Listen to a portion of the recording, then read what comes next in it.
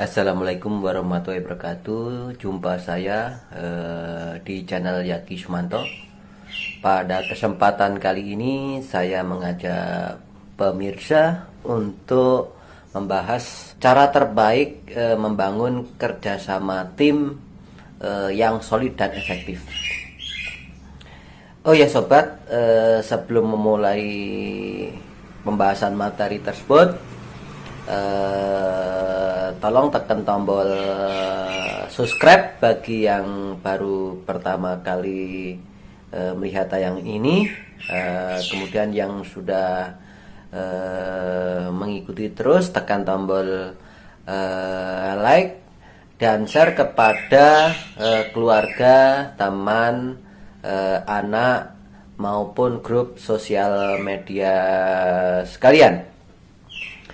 Oh ya sobat, terkait masalah membangun tim yang solid dan efektif memang idaman dari setiap organisasi, perusahaan, lembaga, instansi atau negara gitu.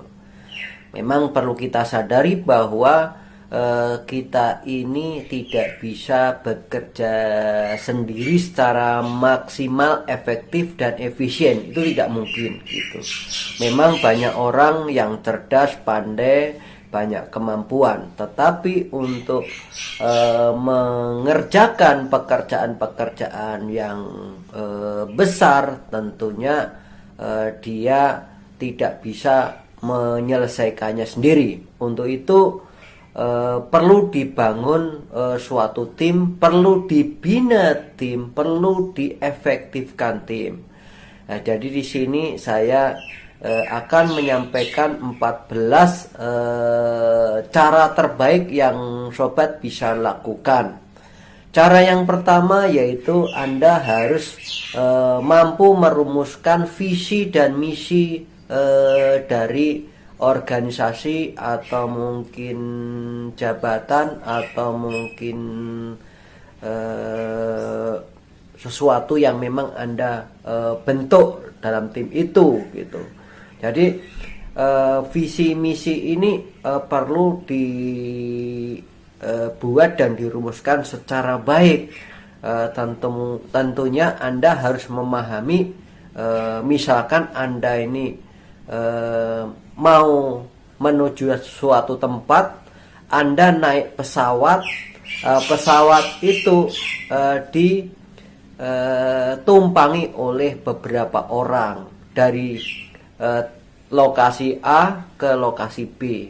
Itu Anda harus merumuskan visi dan misi yang sama gitu. Bagaimana supaya pesawat itu dari titik A ke titik B itu terbang dengan aman, nyaman sampai tujuan dengan selamat untuk tujuan bersama. Itu harus dirumuskan sehingga menjadikan orang yang ada dalam organisasi tersebut, peralatan, sistem, termasuk hal-hal yang terkait masalah dinamika organisasi maupun kerja tim itu nanti terwadai di situ. Kemudian yang kedua, tentunya dalam membangun suatu kerja tim atau perusahaan atau instansi segala macamnya, itu perlu adanya struktur organisasi, di mana struktur organisasi itu tentunya ada tugas tanggung jawab dan peranan dari tiap-tiap bidang maupun fungsi. Itu supaya diatur secara baik sehingga apa yang digariskan dalam visi misi perusahaan itu terwadai dalam tugas tanggung jawab dan semuanya diharapkan harus berperan aktif. Yang ketiga sobat sekalian, yaitu dalam suatu organisasi itu tentunya harus ada yang memimpin dan ada yang dipimpin. Tentunya pilihlah pemimpin yang terbaik yang ada dalam suatu sistem kerja tersebut gitu. Tentunya banyak hal yang harus menjadi perhatian, diantaranya harus betul-betul menguasai visi misi perusahaan. Dia orangnya baik, cakap, kemudian punya etos kerja yang bagus, kemudian disiplin dan semangat, dan tentunya agamis. Itu yang pantas dijadikan sebagai seorang pemimpin.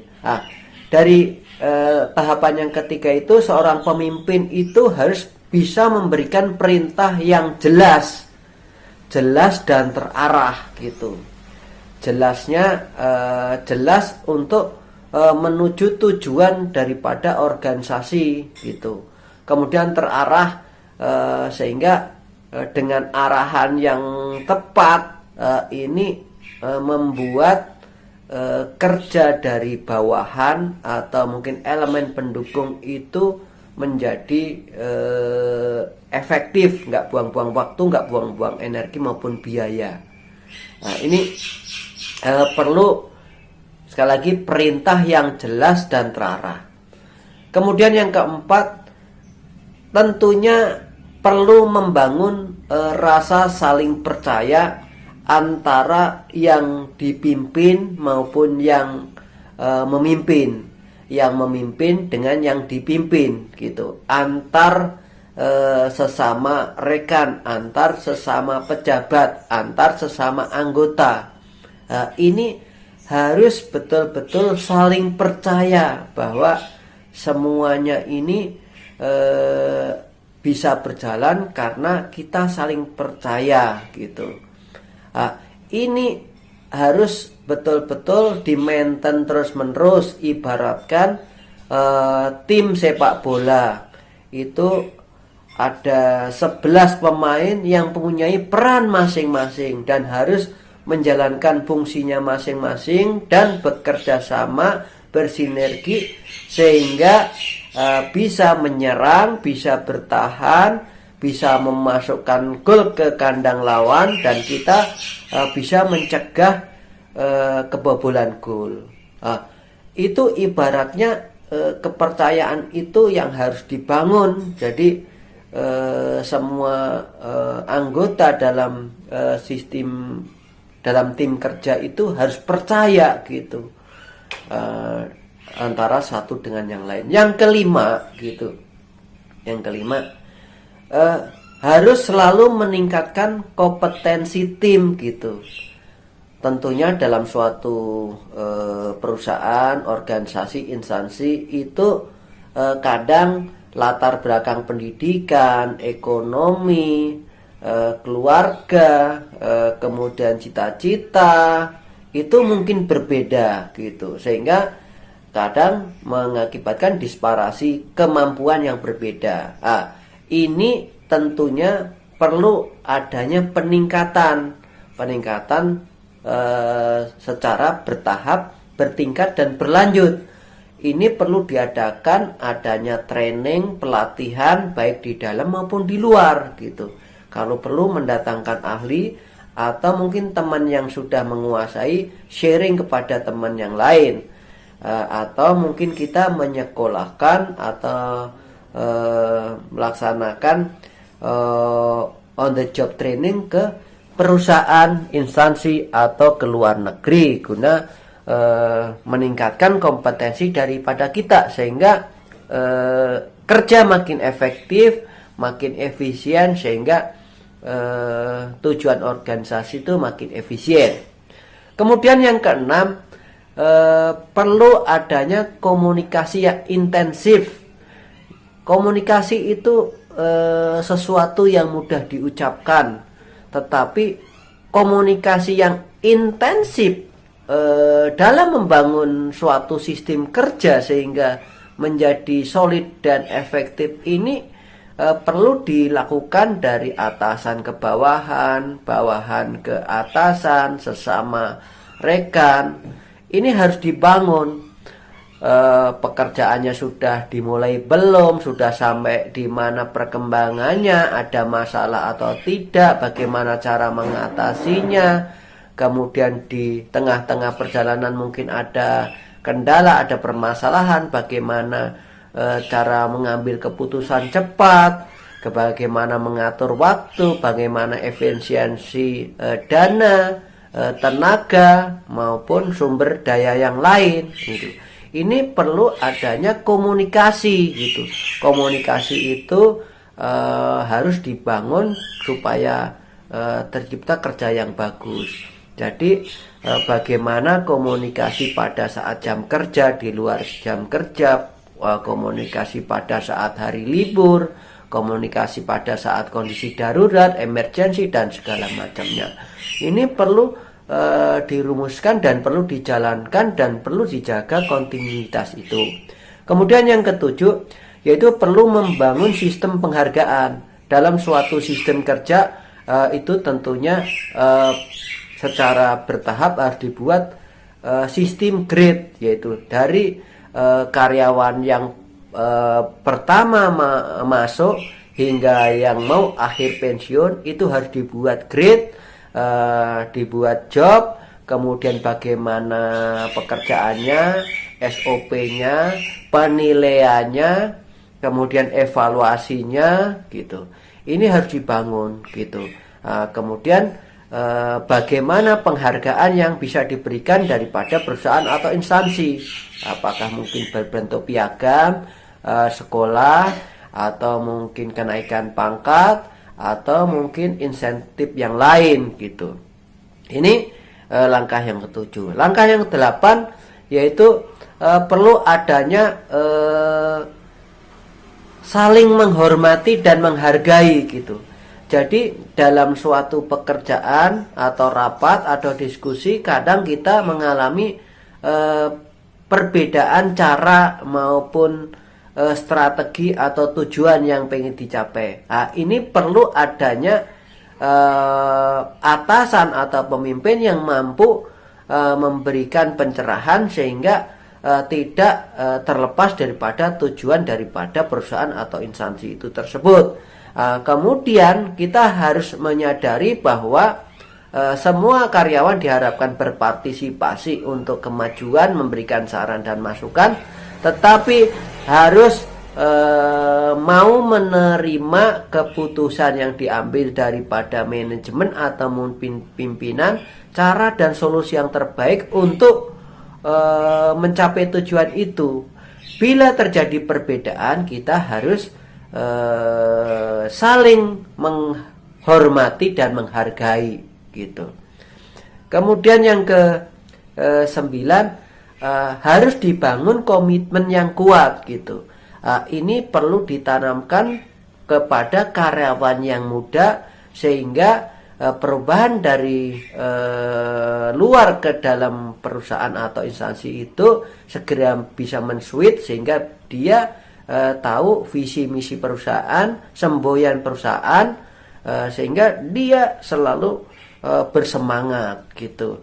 Demikian juga untuk karyawan atau pegawai atau anggota yang sudah bekerja cukup lama atau mendekati pensiun, ini juga harus memberikan contoh yang baik bahwa selama masih dalam organisasi atau dalam perusahaan, dia harus menunjukkan etos kerja, disiplin dan dedikasi yang tinggi gitu.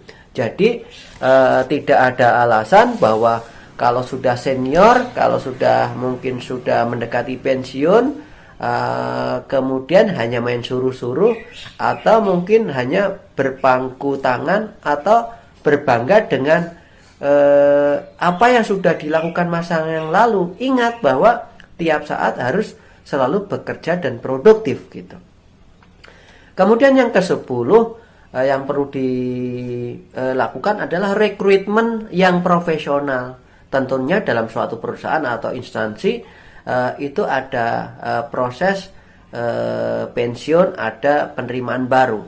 Pada saat rekrutmen itu harus mampu mencari karyawan atau anggota atau personil yang sesuai dengan kriteria yang dibutuhkan oleh perusahaan gitu. Kesampingkan faktor-faktor pribadi, keluarga, uang, dan intrik-intrik yang lain. Semuanya harus bersikap profesional. Sekali lagi, profesional gitu. Karena kalau Anda tidak profesional, ini akan menjadikan masalah 1 tahun, 5 tahun, 10 tahun perusahaan.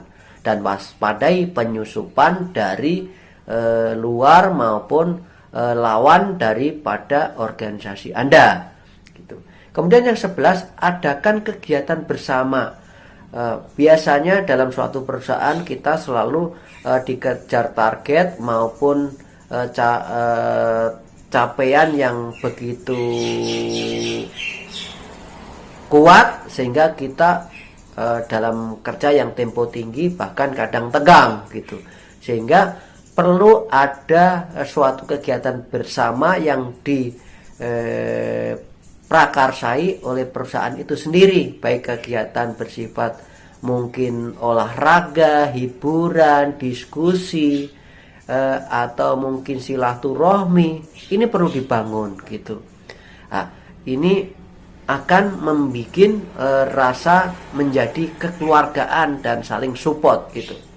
Perbedaan yang ada akan menjadi luntur karena kita menjadi keluarga yang harus saling gotong royong dan merasakan suka dan duka bersama. Yang ke-12, bahwa dalam membangun suatu kerjasama tim yang solid dan efektif itu tentunya harus ada evaluasi gitu. Evaluasi dalam diri kita sendiri, dalam jabatan kita, dalam organisasi kita. Apa kita sudah melakukan dengan baik atau belum? Apakah program yang kita lakukan itu sudah mencapai sasaran atau belum? Apakah masih bisa ditingkatkan? Apakah ada masukan atau terobosan yang baru? Ini harus dilakukan evaluasi dan menjadi bahan untuk penentuan program ke depan. Yang ke-13 adalah kita harus selalu memperbarui SOP yang berjalan gitu. Jadi SOP itu harus diperbarui mungkin setahun sekali atau 5 tahun sekali, sesuaikan dengan dinamika yang terjadi baik dalam perusahaan, instansi maupun luar instansi. Intinya bagaimana supaya perusahaan atau instansi itu survive untuk sukses mencapai tujuan daripada organisasi.